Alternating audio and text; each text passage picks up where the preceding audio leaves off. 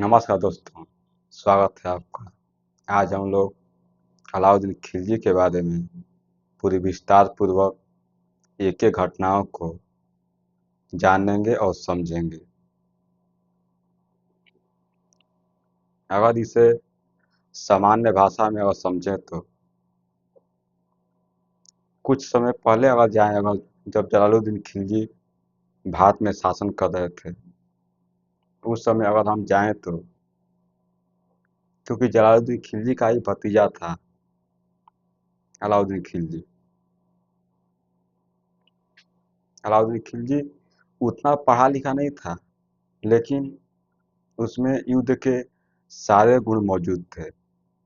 वह अच्छे से युद्ध का नेतृत्व भी कर सकता था। वह एक सैनिक के में जितने गुण मौजूद होते हैं, वो सब सारे गुण अलाउद्दीन खिलजी में मौजूद थे। मतलब अलाउद्दीन खिलजी हर तरह से निपुण था। यही देखकर जलालुद्दीन खिलजी ने सोचा कि अपनी पुत्री का विवाह अलाउद्दीन खिलजी से कर देते हैं। मतलब जलालुद्दीन खिलजी अपने ही भतीजा के साथ अपनी पुत्री का विवाह कर देता है और और अपना दामाद अलाउद्दीन खिलजी को बना लेता है। फिर धीरे धीरे समय बीतता जाता है। उसके बाद जलालुद्दीन खिलजी को लगा कि अलाउद्दीन खिलजी में इतनी प्रतिभा है, यह कोई भी अभियान कर सकता है। किसी भी युद्ध को जीतने के लायक यह पूरी तरह से तैयार है। किसी भी युद्ध को यह जीत सकता है। जलालुद्दीन खिलजी ने अलाउद्दीन खिलजी को देवगिरी, जहाँ पर यादवों का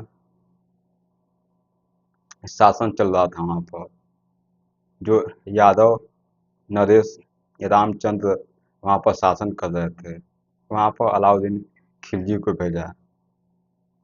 जब वहाँ पर अलाउद्दीन खिलजी गया, वहाँ पर बहुत सारा धन जो है लूटपाट कर कर वहाँ से आए। मतलब वहाँ के जो राजा थे, वहाँ के जो रामचंद्र थे, उनको हरा दिया गया अलाउद्दीन खिलजी के द्वारा। और वहाँ से बहुत अधिक मात्रा में धन लूटकर लाए गए। और जो धन वहाँ से अर्जित किया अलाउद्दीन खिलजी ने, उसके कुछ मित्र थे। उन्होंने कहा कि जब इतने हम धन हमारे पास है ही, क्योंकि हम जीत कर आ रहे हैं देवगिरी को, तो हम क्यों ना सुल्तान बनने का सपना देख सकें। यह बात जब अलाउद्दीन खिलजी सुना तो उसको भी लगा कि बात तो सही है कि हमारे पास इतना धन संपदा है ही, तो क्यों ना हम खुद सुल्तान बनने का ख्वाब देख सकते हैं। जो देवगिरी से धन मिला था, वो सब धन को जो अमीर हैं, जो सेनापति हैं, उनमें उसने बांट दिया। मतलब कि जो दरबारी हैं वहाँ के, उनमें बांटकर उनको अपनी तरफ मिला लिया और बोला कि हम सुल्तान से मिलना चाहते हैं। मतलब जलालुद्दीन खिलजी से मिलना चाहते हैं। उस समय वह कड़ा में था। कड़ा पड़ता है उत्तर प्रदेश में, कड़ा में मौजूद था। उस समय जलालुद्दीन खिलजी भी वहाँ पर गए। उनको लगा कि हमारा भतीजा जीत कर आया है, उन्हें बधाई देने के लिए हमें खुद जाना चाहिए। और यहाँ से वो अलाउद्दीन खिलजी से मिलने के लिए वहाँ पर चले गए। लेकिन वहाँ पर एक घटना घटी। घटना कहें या साजिश कहें आप, वहाँ पर यह साजिश था कि जैसे ही जलालुद्दीन खिलजी यहाँ पर आएंगे, हम गले मिलने के बहाने उनको खंजर से उन पर वार करेंगे और उनकी मृत्यु हो जाएगी। बिल्कुल वैसा ही हुआ। यह जलालुद्दीन खिलजी को थोड़ा भी शंका नहीं था कि हमारा भतीजा हमारे ही साथ विश्वासघात करेगा। उस समय देखें तो जलालुद्दीन खिलजी के पास कोई हथियार नहीं था। वह अपने भतीजे से मतलब अलाउद्दीन खिलजी के यहाँ गया और उससे गले मिला। जब वह गले मिला तो अलाउद्दीन खिलजी ने खंजर से उनके पीठ पर वार कर दिया और उस समय जलालुद्दीन खिलजी की मौत हो गई। जब जलालुद्दीन खिलजी की मौत हो गई तो अब दिल्ली पर शासन करने के लिए अलाउद्दीन खिलजी खुद आगे बढ़ा, मतलब गद्दी पर वह बैठ गया। जब गद्दी पर बैठा तो वह बहुत सारे अभियान किए, बहुत सारा युद्ध जीता, बहुत सारे मंगोलों का आक्रमण हुआ, उससे रक्षा किया। फिर मलिक काफूर जो एक अफ्रीकी मूल का एक व्यक्ति था, उसे अलाउद्दीन खिलजी के द्वारा खरीदा गया और उसने भी बहुत सारे क्षेत्र जीत कर, जो कि दक्षिण भारत का क्षेत्र है, वो सब बहुत सारे क्षेत्र जीत कर अलाउद्दीन खिलजी को दिए। उस समय अलाउद्दीन खिलजी के पास बहुत सारा धन इकट्ठा हो गया। उन्होंने बहुत सारे अपने नियम लगाए, बहुत सारे बाजार नीतियां बनाई, सैनिकों में सुधार किए। मतलब वह सत्ता काफी शक्तिशाली बन गई। अपार धन, जो कि धन की कोई कमी नहीं थी,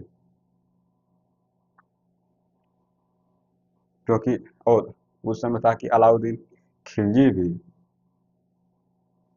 पूरी तरह से अच्छे से शासन कर रहा था।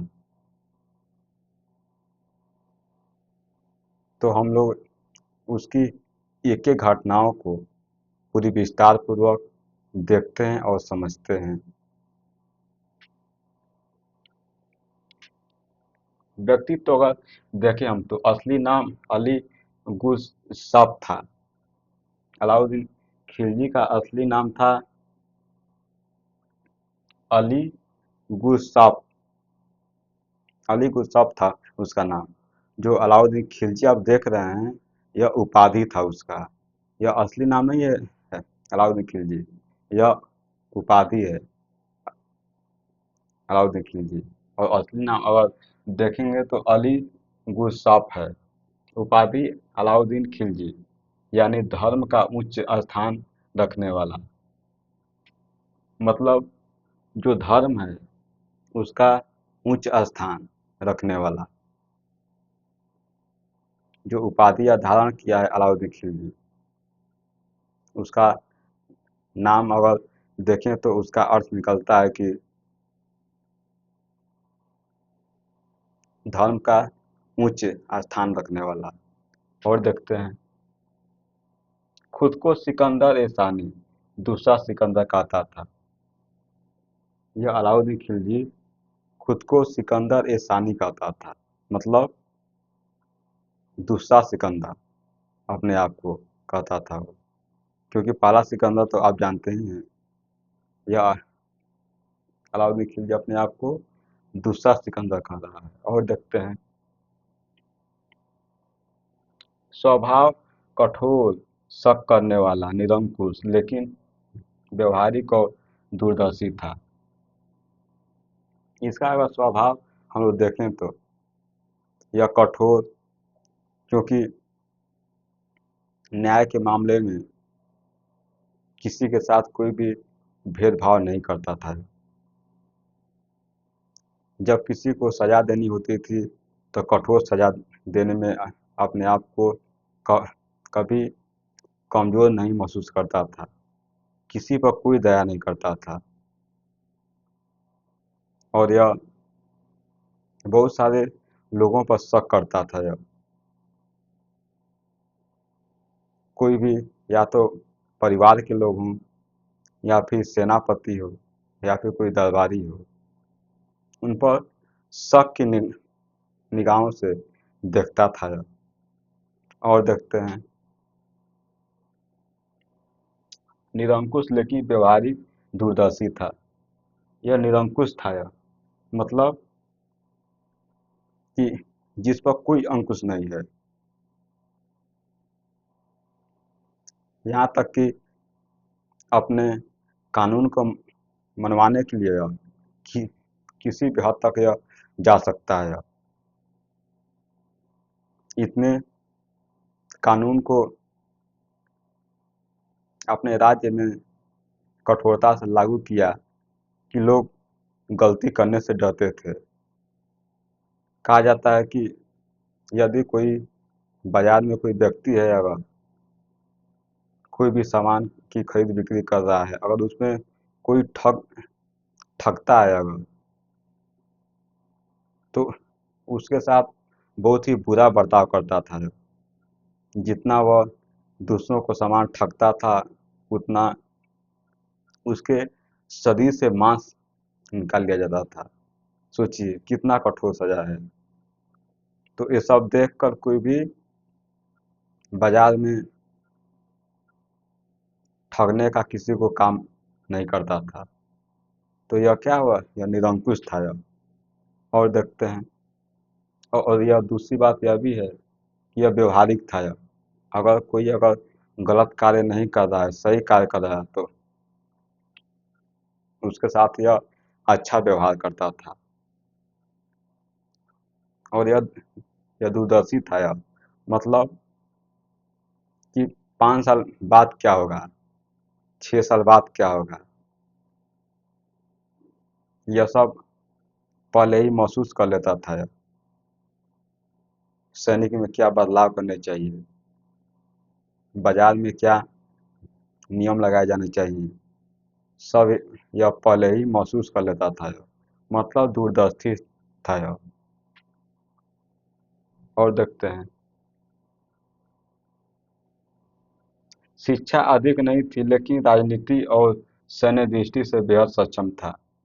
उतना यह शिक्षित नहीं था यह, केवल नाम गाम का था यह, ज़्यादा पढ़ा लिखा नहीं था। लेकिन जितना यह जानता था उतना ही बहुत था।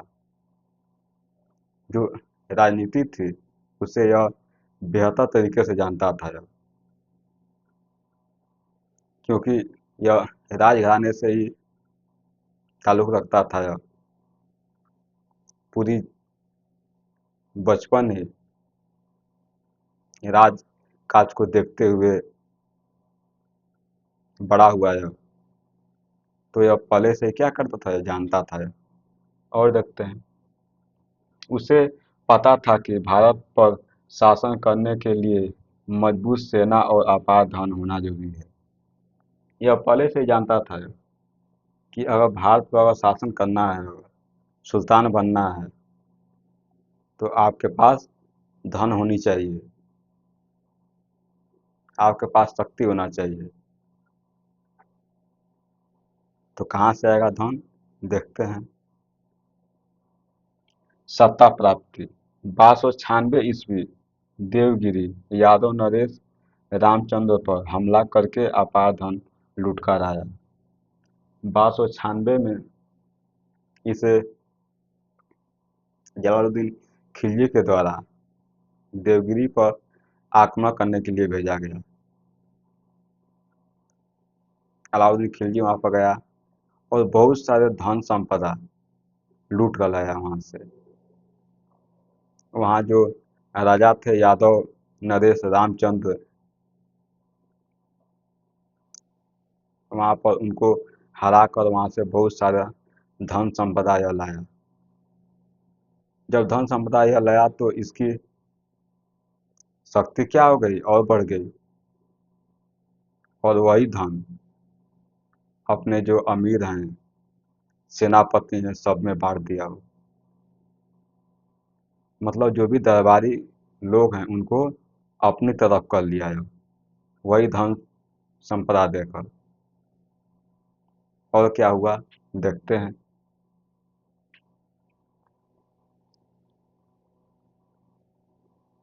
वही धन उसने सैनिकों और समर्थकों को बांटा और अपनी शक्ति बढ़ाई। जो देवगिरी से धन वो लूट कर लाया था, वो वही धन अपने जो दरबारी लोग हैं, अपने जो सेनापति हैं, उनमें सारा धन बांट दिया है। जब बांट दिया तो जो भी दरबार के लोग हैं वो सब अलाउद्दीन खिलजी के पक्ष में झुक गए। अब क्या हुआ, चाचा और ससुर जलालुद्दीन खिलजी को कड़ा बुलाकर हत्या कर दी। अब अलाउद्दीन खिलजी ने योजना बनाया कि जलालुद्दीन खिलजी को कड़ा में बुलाते हैं। कड़ा पड़ता है उत्तर प्रदेश में। जब वहाँ पर उनको बुलाया गया, जलालुद्दीन खिलजी को थोड़ा भी संदेह नहीं था कि हमारा भतीजा हमारे साथ ऐसा विश्वासघात करेगा। और वो वहाँ पर गए, वो कड़ा में, कि हमारा भतीजा युद्ध जीत कर आया है, बहुत सारा धन संपदा साथ लाया है, हमें उसका आगे बढ़कर स्वागत करना चाहिए। और जलालुद्दीन खिलजी पूरी निश्चिंत होकर वहाँ पर गए, बिना हथियार के। इनके पास कोई हथियार नहीं था। और वहाँ पर गए, अलाउद्दीन खिलजी अपने हाथों में, जैसे होता था ना कि कोई आप कपड़ा पहने हैं, उसमें आप खंजर छुपाए हुए हैं, जब गले मिला हुआ तो पीछे से जलालुद्दीन खिलजी के पीठ में खंजर घोंप दिया हो, और उस समय जलालुद्दीन खिलजी की मौत हो गई।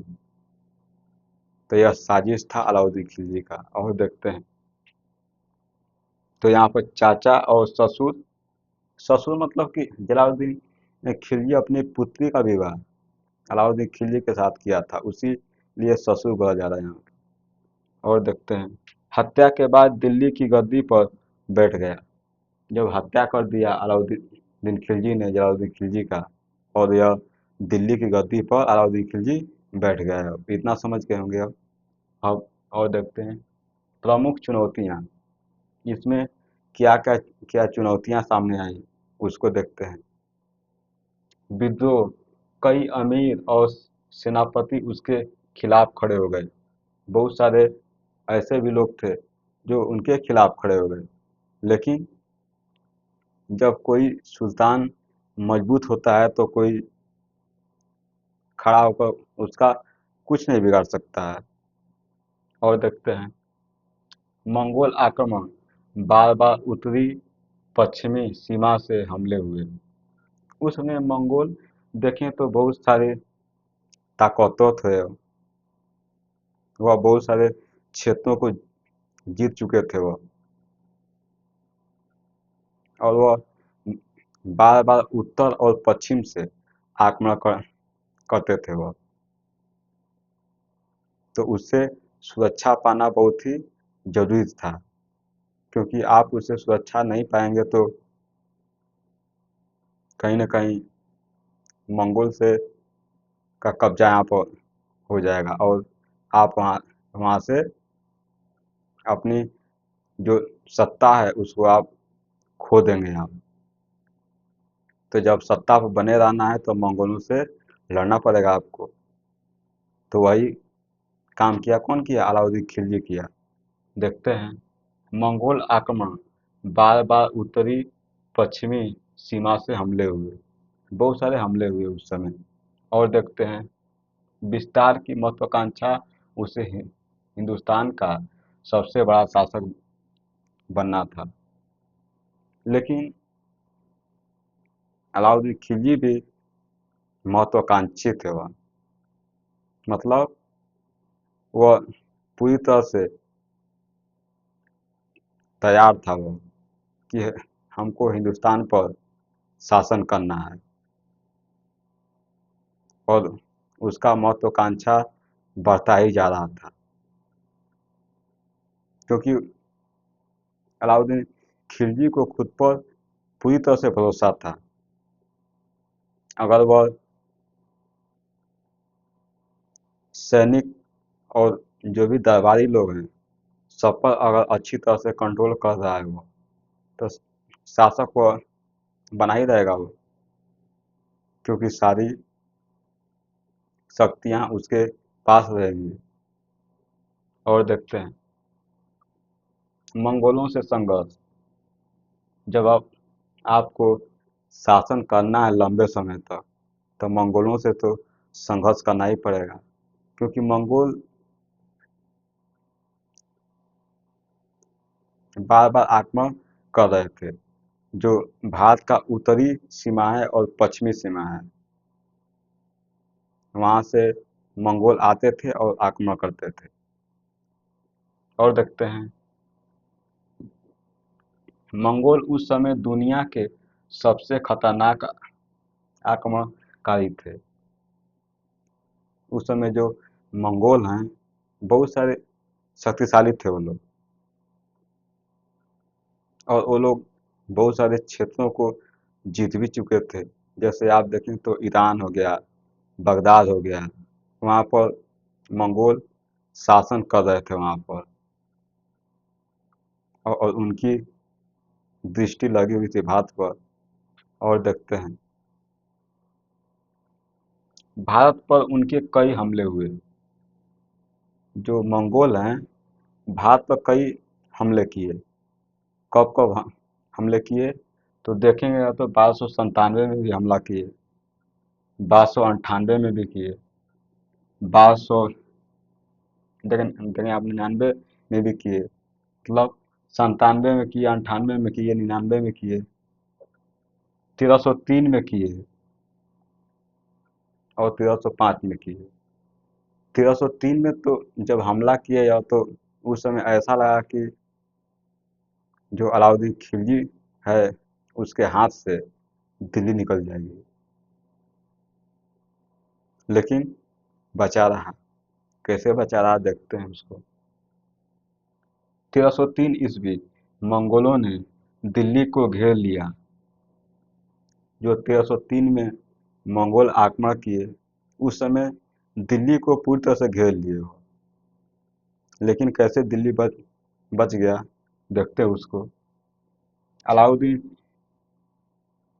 सीरी किला में छिप गया। जो अलाउद्दीन खिलजी है यह सीरी के किला में छिप गया उस समय। सोचिए जब एक शासक को किसी किले में छिपना पड़ जाए, कितना संकटपूर्ण वह समय रहा होगा। 2 महीने तक शहर डरा सहमा रहा, लेकिन उसने हार नहीं मानी। जो दिल्ली है 2 महीने तक पूरी डर के साए में जीवन व्यतीत कर रहा था, सहमा हुआ था, क्योंकि जो मंगोल हैं यह दिल्ली को घेर कर पूरी तरह से बैठे हुए थे। दिल्ली के लोगों को लगता था कि कब हमला हो जाएगा कोई ठीक नहीं है, तो दिल्ली के लोग डरे हुए थे। और देखते हैं 1305 ईस्वी अलाउद्दीन की सेना ने निर्णायक जीत पाई। जब 1305 में हमला हुआ मंगोलों का भारत पर, अलाउद्दीन की सेना ने उस समय बहुत बड़ी जीत पाई मंगोलों पर। और उस समय लगभग 20,000 मंगोल कैद कर लिए गए और कैद करने के बाद उनको मार दिया गया। तो यह अलाउद्दीन खिलजी की बहुत बड़ी जीत मानी जाती है मंगोलों पर। देखते हैं उसको। 20,000 मंगोल कैद करके मारे गए। जो 1305 में हमला हुआ मंगोलों का, उस समय 20,000 मंगोल को बंदी बना लिया गया और उनको बाद में मार दिया गया। और देखते हैं नतीजा क्या हुआ। भारत मंगोलों से सुरक्षित रहा, जबकि दुनिया के कई हिस्से मतलब ईरान, बगदाद, उस समय मंगोलों से भारत सुरक्षित रहा। लेकिन दुनिया के कई ऐसे क्षेत्र थे जो मंगोलों के कब्जे में आ चुके थे। जैसे देखें तो ईरान हो गया, बगदाद हो गया, ये सब मंगोलों के कब्जे में सब क्षेत्र आ गए थे। लेकिन भारत की सबसे सुरक्षित बचा रहा। और देखते हैं फिर देखेंगे तो राजस्थान और उत्तर भारत की विजय। राजस्थान और उत्तर भारत की विजय देखते हैं हम लोग। पहला था गुजरात विजय 1297। अपार धन व माल मिला, रानी कमला देवी कैद हुई। जब गुजरात विजय 1297 में हुआ, उस समय कमला देवी को कैद कर लिया गया, बंदी बना लिया गया और वहाँ से बहुत सारे धन संपदा प्राप्त हुआ। अर्जित किए अलाउद्दीन खिलजी ने, क्योंकि जिससे यह टकरा रहे हैं, जिससे यह युद्ध लड़ रहे हैं, उससे क्या कर रहे हैं अब, हराकर और वहाँ से बहुत सारी धन संपदा अपने साथ बटोर कर अपने यहाँ ले जा रहे हैं, मतलब दिल्ली ला रहे हैं। और देखते हैं रणथंभौर विजय 1299। रणथंभौर पर भी विजय हुआ 1299 में। हमीर देव की हार, और वहाँ पर हमीर देव जो शासन कर रहे थे रणथंभौर पर, हमीर देव की वहाँ पर हार हुई और वहाँ से भी बहुत सारी धन संपदा अलाउद्दीन खिलजी को प्राप्त हुआ। और देखते हैं चित्तौड़गढ़ विजय 1303। राणा रतन सिंह की हार। चित्तौड़ पर विजय प्राप्त किए 1303 में। उस समय राणा रतन सिंह की वहाँ पर हार हुई। आप अगर देखेंगे तो यहाँ पर पद्मिनी का नाम आता है। यहाँ पर बहुत सारी कहानियों में, कथाओं में जौहर की घटना का जिक्र मिलता है। इसे हम लोग अगले लेक्चर में देखेंगे काफ़ी विस्तार पूर्वक। तो यहाँ पर इसको हम लोग छोड़ देते हैं, आगे बढ़ते हैं। मालवा और जालौर विजय 1311। उसके बाद मालवा और जालौर पर विजय किए गए 1311 में। तो ये सब जो भी देख रहे हैं आप, विजय प्राप्त किए जा रहे हैं, तो यह अलाउद्दीन खिलजी के एक कुशल सैनिक क्षमता को दिखाता है, कुशल सैनिक नेतृत्व को यह दिखा रहा है कि कितनी यह अच्छी अलाउद्दीन खिलजी की सेना है। और देखते हैं दक्षिण भारत अभियान। अब उत्तर भारत का हम लोग देख चुके हैं, क्योंकि राजस्थान उत्तर भारत की विजय, जो उत्तर भारत का हम लोग विजय देख चुके हैं। अब हम लोग देखते हैं दक्षिण भारत का विजय। देखेंगे यहाँ पर अलाउद्दीन ने दक्षिण भारत को दिल्ली सल्तनत में शामिल करने के लिए अपने सेनापति मलिक काफूर को भेजा। दक्षिण विजय प्राप्त करने के लिए अलाउद्दीन खिलजी ने अपने विश्वास पात्र सेनापति को दक्षिण भारत के लिए भेजा। और यह वही मलिक काफूर है, जिसने अलाउद्दीन खिलजी को बहुत सारा क्षेत्र जीत कर दिया और बहुत सारे धन संपदा प्राप्त हुआ, जिससे कि शासन व्यवस्था और मजबूत हुआ। देखते हैं इसको।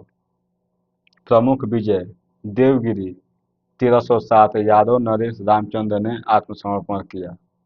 1307 में जो आक्रमण हुआ देवगिरी पर, वहां पर यादव नरेश रामचंद्र ने आत्मसमर्पण किया। और देखते हैं, फिर हुआ वारंगल 1309, काकतीय राजा प्रतापरुद्र ने आत्मसमर्पण किया। जब वारंगल में 1309 में आक्रमण हुए, काकतीय राजा प्रतापरुद्र ने आत्मसमर्पण कर दिया 1309 में। मतलब मलिक काफूर बहुत ही जो सेनापति है, वो काफी अनुभव है उसके पास, काफी वह सक्षम है। वो युद्ध कला का नेतृत्व क्षमता उसमें कूट कूट कर भरा हुआ है वो। और ये सब युद्ध कला में वह पारंगत है वो। और देख रहे हैं कि यह सारे जो विजय है यह जीतता हुआ आ रहा है और भी जीतेगा यह। द्वार समुद्र 1310 में होयसाल राजा की हार। जो द्वार समुद्र जो जगह है वहाँ पर 1310 में, वहाँ पर हमला हुआ, होयसाल राजा की हार हो गई। जो होयसाल वहाँ पर एक राजा थे, उनकी हार हो गई वहाँ पर। मतलब मलिक काफूर वहाँ पर जीत गया। और देखते हैं मदुरै 1311, पांड्य राज्य पर कब्जा। जो मदुरै देख रहे हैं आप, वहाँ पर बहुत सारे मंदिर भी इस समय दिखाई पड़ते हैं। एक तो मदुरई भी, वहाँ पर बहुत ही भव्य मंदिर देखने को मिलता है आज भी। मदुरै 1311, पांड्य राज्य पर कब्जा। परिणाम: दिल्ली में अपार धन, सोना, हीरे जवाहरात आया, सल्तनत अमीर हो गई। जब ये सब सारे क्षेत्र जीत लिए गए, वहाँ के जो राजा हैं और वह आत्मसमर्पण कर दिए, तो वहाँ से बहुत सारे धन संपदा मिली, जिससे कि दिल्ली काफ़ी अमीर बन गई। और काफ़ी हीरे जवाहरात सोना चांदी भरपूर मात्रा में दिल्ली में आ गए, क्योंकि मलिक काफूर भी बहुत सारा क्षेत्र जीता, अलाउद्दीन खिलजी भी बहुत सारे क्षेत्र जीते, जिससे कि बहुत सारी धन संपदा प्राप्त हुई। और देखते हैं प्रशासनिक और आर्थिक सुधार। प्रशासनिक और आर्थिक सुधार देखते हैं हम लोग। बाजार नीति: अनाज, कपड़ा, घोड़े, दास आदि की कीमतें तय, अधिकारी, साना एवं मंडी को जिम्मेदारी दी गई। कोई भी व्यापारी ज़्यादा दाम नहीं ले सकता था। वहाँ पर बाजार बनाए गए, बाजार में अनाज बिकते थे, वहाँ पर दासों को भी बेचा जाने लगा। और देखें तो घोड़े, वहाँ पर घोड़ों की भी बिक्री होती थी वहाँ पर। उसका देख रेख करने के लिए साना ए मंडी बनाई गई, जो आप देख सकते हैं। यहाँ पर अधिकारी साना ए मंडी क्यों जिम्मेदारी दी गई, तो वहाँ पर एक अधिकारी को नियुक्त किया गया, साना ए मंडी। वह सबको देखता था कि कोई जो निश्चित एक दाम बनाया गया है, उससे कोई ज़्यादा तो नहीं ले रहा है। ये सब सबकी तहकीकात वह करता था, वो सबकी वह जांच करता था वो। भूमि व्यवस्था: किसानों से सीधा कर, लगभग आधी उपज। किसानों से अब क्या किया गया, सीधा कर लिया जाने लगा है। और वहाँ पर जो भी बिचौलियाँ थे उनको समाप्त कर दिया गया।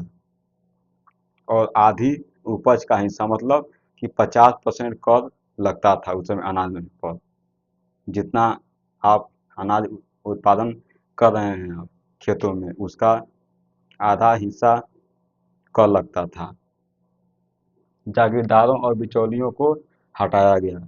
जो बीच बीच में जागीरदार थे, बिचौलिया थे, जो कि बहुत सारे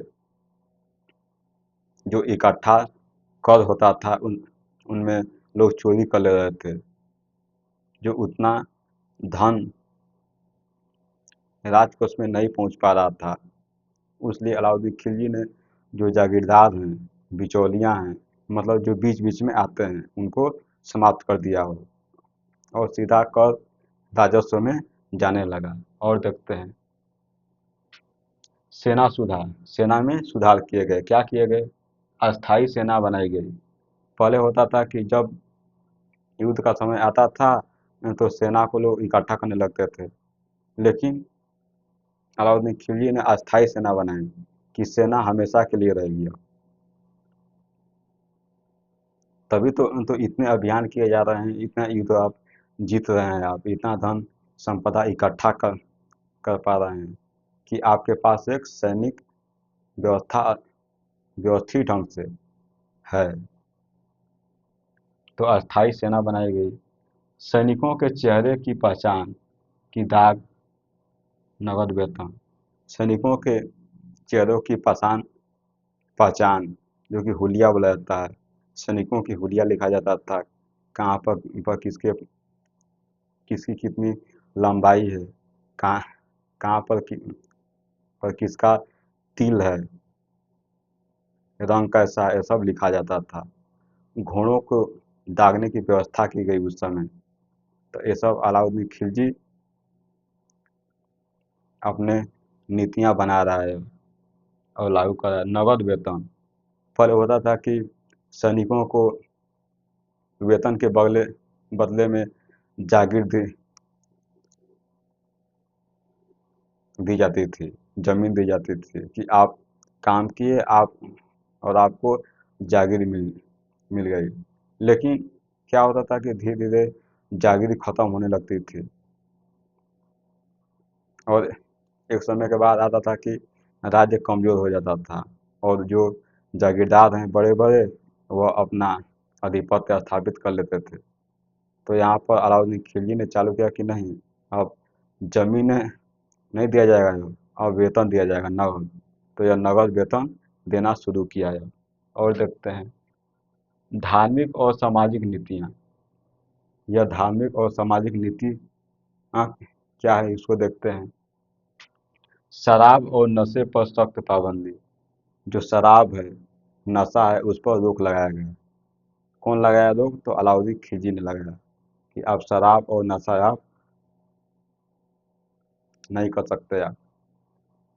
और देखते हैं किसी भी षड्यंत्र को बर्दाश्त नहीं करता था वो। जो अलाउद्दीन खिलजी है, कोई भी षड्यंत्र को बर्दाश्त नहीं करता था और वह बहुत कड़ी से कड़ी वो सजा देता था। वो फांसी भी दे देता था वो। तो लोग इससे डरते थे और कोई भी षड्यंत्र करने से पहले कई बार सोचते थे लोग। और देखते हैं धार्मिक उलेमा को ज़्यादा महत्व नहीं दिया। जो धार्मिक उलेमा होते हैं, जो मुस्लिम में देखेंगे तो मौलवी बोले जाते हैं, उलेमा बोले जाते हैं, ये लोग बहुत बड़ा पद होता है। लेकिन अलाउद्दीन खिलजी ने इन लोगों को भी उतना अधिक महत्व नहीं दिया। और देखते हैं शासन पूरी तरह से निरंकुश और सैन्य शक्ति पर आधारित था।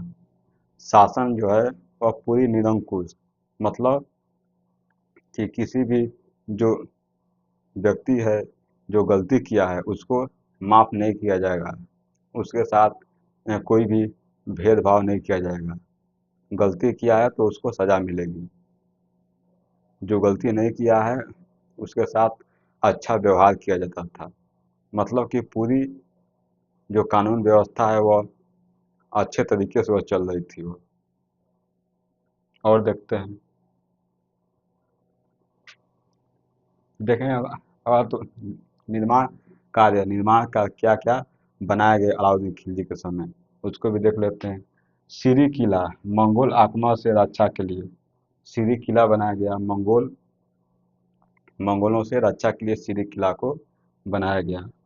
और देखते हैं अलई दरवाज़ा कुतुब परिसर में, जो अलई दरवाज़ा है वह कुतुब परिसर में उसको बनाया गया, जो सबसे सुंदर और स्थापत्य कला दिखाई देती है उसमें, जिसे आप अलई दरवाज़ा भी कहते हैं। आप यहाँ पर अलई भी कहीं कहीं देखने को मिलता है।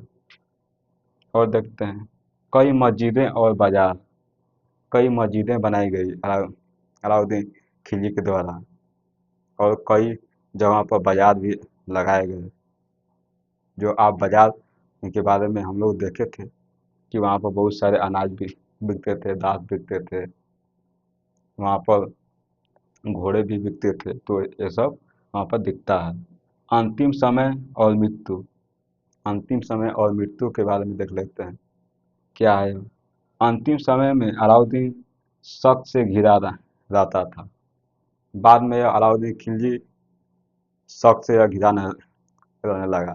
अपने ही परिवार के लोगों पर शक करता था, अपनी सेनापति पर शक करता था, जो दरबारी थे उन पर शक करता था।